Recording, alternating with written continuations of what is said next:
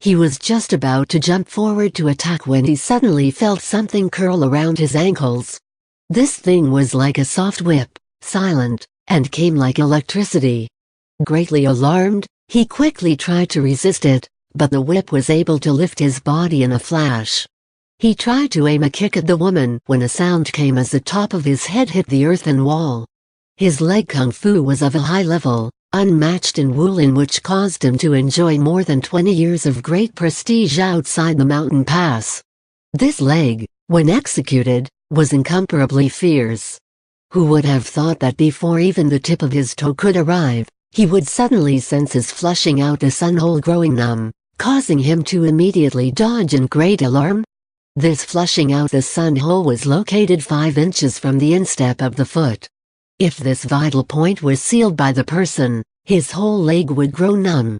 Luckily, he was able to withdraw his foot quickly, avoiding it, but the action of anxiously kicking and then anxiously withdrawing has caused his knee to ache.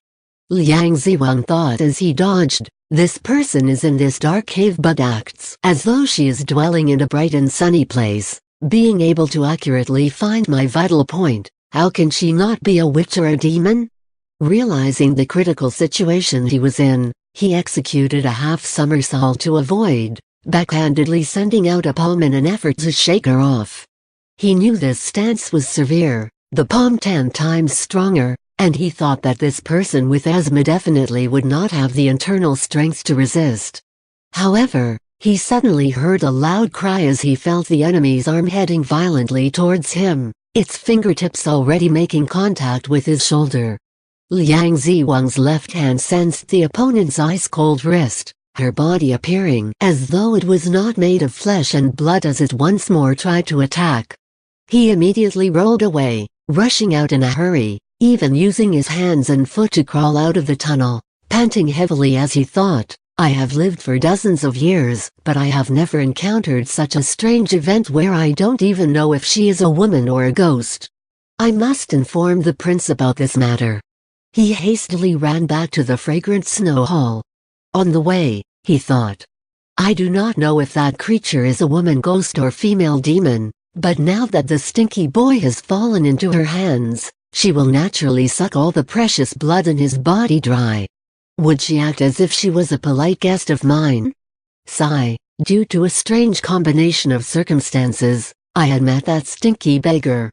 Then, having raised the snake and refined its blood, I had to run into that female ghost. I nearly lost my life in both encounters.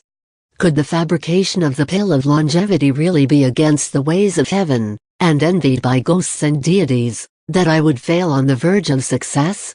When Go Jing heard him moving farther and farther away, he felt greatly relieved and fell on his knees, kowtowing to the woman as he said, "Junior politely thanks old senior for saving his life." That woman was able to match Liang Ziwang's moves earlier, but now she was exhausted, causing her asthma to play up. She coughed, wheezing as she said, "Why did Lao Liang want to kill you?" "Go Jing." Taoist elder Wang was injured and needed medicine to treat his wounds. The disciple then came to the palace. Suddenly, he thought, "This person lives in the Zhao Palace, how do I know he is not with Wanyan Hongli's party?" He stopped talking immediately. The woman said, So you have stolen the old monster's medicine. I have heard that he is very knowledgeable in the research of medicines and their properties, so you must have stolen a miraculous pill or a marvelous drug." Go Jing. "I took some of his medicine to treat an internal injury, but he was so angry he wanted to kill me." "Is the old senior injured?" "Disciple has several medicines, 4 samples of pseudo-ginseng, dried blood, bear's gall, ma yao. Taoist elder Wang does not have to use this many, if old senior."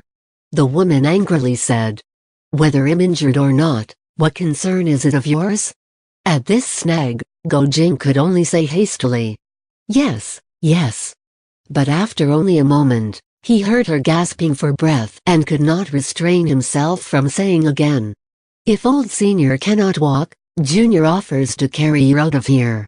The woman scolded, "Who is old? Who are you to say that someone is old?" Go Jing no longer dared to utter a sound, thinking that she did not want to leave. However, he had always been unable to stay content even though he knew that he ought to keep his head lowered, so that he once again asked, "Whatever you want, I can go get it for you." The woman laughed coldly and said, "You are fussy like a woman, but I see that your heart is good." She stretched out her left hand to pull on his shoulders. Go Jing felt his shoulder snap and the sharp pain that followed, but he was able to keep his body from falling on top of her, suddenly sensing an icy coldness as the woman's arm wound around his neck. He heard her bark an order. "Carry me to the exit." Go Jing thought, "I originally wanted to carry you to the exit." Thereupon, he bent at the waist and slowly made his way out of the tunnel. The woman said, "I am compelling you to carry me on your back. I don't owe anyone any favors." It was then that Go Jing understood that this woman was much more arrogant and was unwilling to receive any kindness from her juniors. As he walked out, he raised his head and saw the stars in the sky. He could not help giving out a sigh as he thought, "Only a moment ago, I was saved from death when I fell into this black hole where someone was waiting to help me. If I told Wronger about this, even she would not believe." He was used to climbing cliffs with Ma Yu, and even though that hole was like a deep well, he was actually able to climb up effortlessly. As soon as they left the hole, the woman asked, "Who taught you your lightness kung fu? Tell me quickly." Her arm suddenly tightened, clutching Go Jing's throat so he was gasping for breath. Alarmed, he hastily circulated his internal energy to resist. The woman was intentionally trying to test his skill by tightening her grip, but she paused before gradually relaxing. She loudly exclaimed, "Hey, look here, the peasant boy knows the internal strength skills of the Taoist Orthodox school. You said that Taoist Elder Wang was injured. What name is this Taoist priest called?" Go Jing thought, "You have rescued me, so whatever you ask, I would answer you truthfully. Otherwise, how barbaric am I?" He immediately replied, "Taoist Elder Wang is Wang Chuyi, but others call him the son of the Jade Sun." Suddenly, he felt the woman on his back begin to shake as he heard her breath out heavily. "You are a Quanzhen sect disciple? That is very good."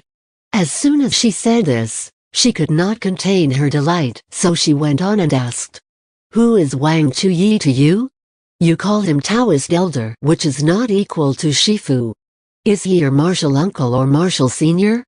Go Jing, "I am not a Quanzhen sect disciple, but son of the Red Sun. Ma Yu has long ago taught me his breathing techniques." The woman said, So you study the internal strength methods of Quanzhen? That is good." After a moment, she asked, "Who then is your Shifu?" Go Jing replied, "Disciple altogether has 7 teachers, the 7 freaks of Jiangnan. First Shifu is called Flying Bat and surnamed K." The woman began coughing violently, the sound bitter and sour as she said, "That is K Zhener."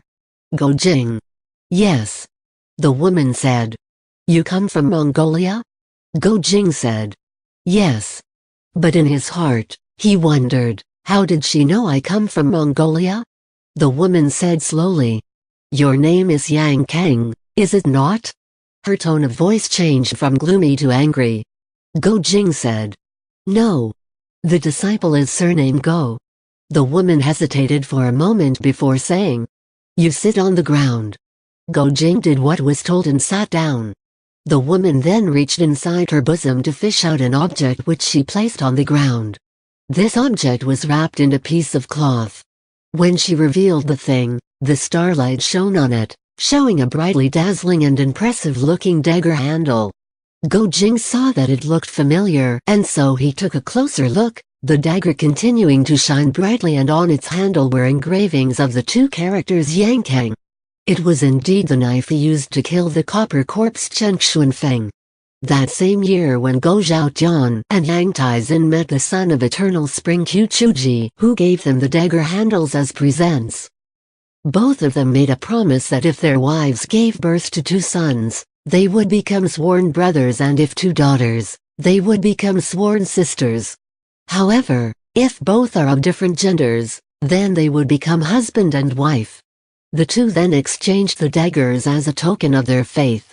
This was the reason why the dagger with the inscription of Yankang actually ended up in Go Jing's hand. When he was younger, he did not know what the two characters Yankang meant, but the shape of the dagger was enough for him to recognize it. He thought, Yankang? Yankang? But he could not remember that this name was once spoken by the princess only moments ago. While he was hesitating, the woman clamped his hand to grab the dagger as she shouted, "You recognize this dagger, do you not?" If Go Jing were more quick-witted and heard how sad and shrill her voice sounded, he would have felt compelled to turn his head and look at her. Instead, he thought only of the other's kindness in saving his life. This person came to save my life. Certainly, that means she is a good person. Therefore, he was not the least bit suspicious as he immediately replied, "Ah, yes. When I was young, I once used this dagger to kill an evil man. That evil man suddenly disappeared, along with the precious dagger." As he spoke, he felt his neck tighten suddenly, suffocating him. In the midst of danger, he bent his arm and pushed it backward, but his wrist was held by that woman's outstretched left hand. The woman later relaxed her right arm, allowing her body to fall so that she was sitting on the ground as she shouted, "Who do you think I am?" Go Jing was throttled by her earlier, making him see stars in his vision, so it took him a moment to recover. Afterward, he looked down only to glimpse through her shawl of long hair. The face, like white paper, was precisely the face of the iron corpse of the twin corpses of the dark winds, Mai Chaofeng. Frightened out of his wits, he lifted his left hand to struggling, but with her fingers digging into his flesh, how could he escape? In his mind was confusion. How come? Why did she save my life? It can't be. But she really is Mai Chaofeng. Mai Chaofeng sat on the ground, her right hand clutching Go Jing's neck, her left holding his wrist. For more than 10 years, she had been searching for the man who killed her husband, and now suddenly, he was here. Is it the work of thief man from below, to have that person die in my hands? In her heart, she was delighted beyond measure, but this was quickly overcome by grief as past events of her life, no matter how much she fought it, came in brief flashes. She thought, I was once an innocent young girl who played and joked around all day. My parents treated me as their most precious treasure, to which they were very attached to. At that time, I was called Mai Ruo Hua. However, my unfortunate parents died one after another, forcing me to suffer under an evil person. Shifu Huang Yaoshi rescued me and brought me to Peach Blossom Island, where he accepted me into his school. My name was changed to Mai Chaofeng, for each of his disciples all bore the character for wind in each of their names. Under the peach trees, I saw rugged-looking youths standing in front of me. One of them picked a bright red peach and gave it to me to eat. That was apprentice brother Chen Xuanfeng. Among Shifu's disciples, he was the second. I was the third. We practiced kung fu together. He often taught me and treated me very well. Even though he sometimes scolded me for not studying hard, I knew he was only doing what was good for me. Slowly, as everyone grew up, in my heart I had him, and in his heart, he had me.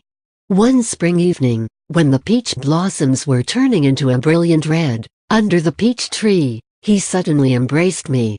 A blush colored Mai Chaofeng's face, and Go Jing heard that her laborious breathing had intensified. Then, she let out a soft, gentle sigh. Mai Chaofeng recalled how she and Chen Xuanfeng secretly married each other and how they feared their Shifu's punishment. When they ran away from the island, her husband told her to steal the second 9-yin scripture. Later, they came to a remote mountain where they trained hard, but after practicing for half a year, her husband said that he could not understand the true meaning of the text. He wanted to break his head out of frustration. That same year, my husband said, "Thief wife, we only stole one half of the Ju Yin Zhen Jing. The first half of the scripture contains the foundation principles to practice the secret Neigong techniques.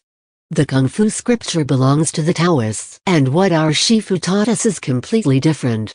We can't master this. What do you suggest we do? I said, what choice do we have? He said, return to Peach Blossom Island. How could I dare to go back? Both of our skills had become 10 times stronger, but our Shifu only had to use 2 fingers. Thief Man was also afraid, but knowing how many wonderful techniques he could not practice at the time, he was willing to die. He had made up his mind to steal the scripture and said, if we are going to be the unmatched couple under the heaven, then thief wife must be prepared to be a widow. I did not wish to be a widow. If one must die, then the other must also die in the same place. And so both of us decided to risk our lives by going back. We found out later that after we ran away, Shifu in a great fit of temper broke the legs of all of his disciples and expelled them from his island. That was why there was only him, his wife, the 2 of us, and his servants. When we arrived in Peach Blossom Island, we discovered 2 people engaged in a fight. Shifu's opponent looked like an expert. The 2 of them were arguing about the Ju Yinzhenjing, and as they quarreled, one of them opened a move. This person was Quan Zhen Sect, and although he spoke foolish words, his kung fu was high, arriving at a level which I could not even imagine. But Shifu, when compared to him, had a better chance of winning. Witnessing this martial arts duel only served to frighten us out of our wits. I said quietly, Zhe Hanzi, we are inferior. Let's get away. But he was not willing. We watched as Shifu grabbed his opponent, forcing him to take the oath of never voluntarily leaving the island. Remembering that Shifu's wife used to treat me with kindness, I decided to look for her through the window. Who would have thought that all I would see was a morning hall? Shifu's wife had passed away. In my heart, I felt very sad. Shifu's wife always treated me well, but now that she's dead, Shifu was alone. I really felt sorry for him at that time. I couldn't stand it. While I was crying, I suddenly saw near the morning hall a 1-year-old little girl, sitting straight up from a chair and smiling at me. This girl really looked like my Shifu's wife, so I supposed she was the daughter. Was it because of childbirth that she died? I was thinking this when Shifu noticed me. He flew from the morning hall and stepped outside. I was so frightened, my feet grew soft and I couldn't move. I heard the girl laughing and calling, "Daddy, hugs." Her smile was like a flower as she opened her arms towards Shifu. This girl saved my life. Shifu feared that she would fall down and so stretched out a hand to grab her. Zhehanzi then pulled me and we both dashed out, snatching the boat, the seawater splashing inside. My heart was thumping so hard, it seemed like it was going to jump out of my throat. Zhehanzi saw Shifu fighting and had henceforth lost heart. He said, not only have we not learned 1/10 of Shifu's kung fu, but with this Quan Zhen master, how can we compare? I said. You regret? If the Shifu can do it, then one day we can also learn his kung fu. He said, if you don't regret, then I do not regret. Thereupon, he used the fiercest martial arts method he could find and taught me everything. He said that although this method was heretical, it allowed us to increase our skills. In the beginning, our abilities became astounding, and as we ran amok in Zhonghu, we earned the nickname of Twin Corpses of the Dark Winds. That Shenlong who flew through the sky with his axe exorcising evil spirits, was it Zhehanzi who killed him or was it I? My memory is not as clear as to who killed, but all is the same in any case. One day, we were practicing in the temple ruins the destroying heart palm, when suddenly from all directions appeared dozens of skilled people. They were led by our fellow apprentice, Lu Chengfeng. He hated us after Shifu broke his 2 legs and now gathered a large group of people to help him capture us to give to Shifu. This boy really thought that he could defeat us. Humph, the Twin Corpses of the Dark Winds are not that easy to defeat. Though we were able to kill 7 or 8 men and run away, we were also heavily injured. After several months, we found out that the Quan Zhen elders were also secretly following us. We did not want to fight the opponents all at once because they were too many, so thereupon, we left the Central Plains until we reached the Mongolian prairies. Zhehanzi was worried that people would steal the Taoist scripture. He told me not to look. I did not know where he hid it. Good, Zhehanzi, I don't know where to find it. Zhe Ponyong, I will be good to you. I'll take care of you and teach you everything except the Taoist Neigong. If we force it, we could harm our bodies. Alright. What are you waiting for? Thereupon, we continued to practice the 9-yin white bone claw and the destroying heart palm. He said these two techniques were heretical and fierce, but did not require one to learn Neigong. Suddenly, one evening in that stark mountainside, the 7 freaks of Jiangnan attacked me. My eye. My eye. The pain was burning from the toxins. I crawled on the ground, scratching my eyes. I did not die, but my eyes were blinded and my husband died. That was retribution for that time when we once killed that blind Kaishaner's elder brother and blinded his Kaishaner eyes. As Mai Chao Feng thought about this painful matter, both her hands tightened instinctively, creating a noise as she ground her teeth. Go Jing felt like the bones in his left hand were going to break and secretly complained, "This is not good. How do I know what kind of vicious method she's going to use to kill me?" Then, he said, "Hey, I don't know what you want to do, but I want to ask you something. Please agree." Mai Chao Feng said coldly. "You want to ask me something?" Go Jing said. "Yes. I have several medicines and I ask you to be generous.